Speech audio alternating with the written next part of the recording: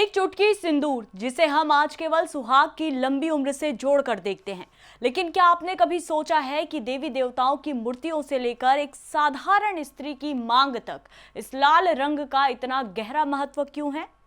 क्या ये केवल एक परंपरा है या प्राचीन भारत का वो गुप्त पावर कोड जिसे आज का विज्ञान अब समझ पा रहा है?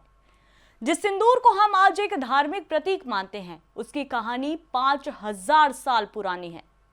आज राष्ट्र टीवी पर हम आपको किसी पौराणिक कथा की दुनिया में नहीं बल्कि इतिहास की उन गहराइयों में ले जाएंगे जहां सिंदूर के ऐसे सबूत मिले हैं जो आपको हैरान कर देंगे।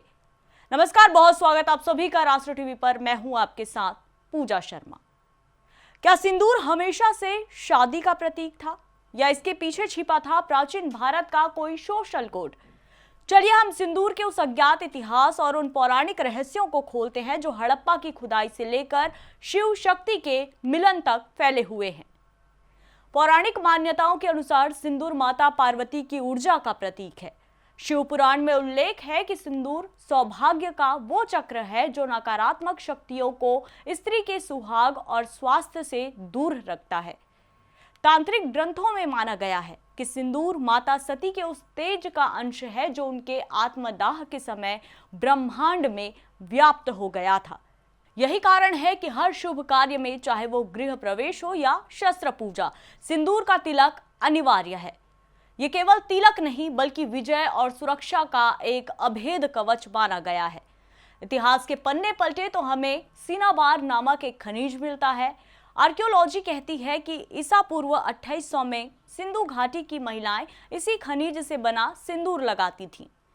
पुरातत्व विभाग को सिंधु घाटी सभ्यता की खुदाई के दौरान मिट्टी की कई ऐसी महिला मूर्तियां मिली जिनकी मांग में लाल रंग के निशान थे। वैज्ञानिक हैरान थे। इसका मतलब है कि जब दुनिया के आधे हिस्से को कपड़े पहनना भी नहीं आता था, भारत की महिलाएं सिंदूर का प्रयोग कर रही थी। लेकिन यह एक ट्विस्ट है। इतिहासकारों का मानना है कि उस समय सिंदूर केवल विवाह का प्रतीक नहीं था, यह शायद फर्टिलिटी, ऊर्जा और जीवन का एक सांस्कृतिक चिन्ह था। यह इस बात का सबूत है कि हमारी परंपराएं किसी किताब से नहीं बल्कि हजारों साल के अनुभव से निकली हैं। लेकिन इसके पीछे का विज्ञान और भी गहरा है। विज्ञान कहता है कि सिंदूर ठीक उसी जगह लगाया जाता है जहां मस्तिष्क की महत्वपूर्ण नसें मिलती हैं। इसे ब्रह्मरंध्र कहा जाता है।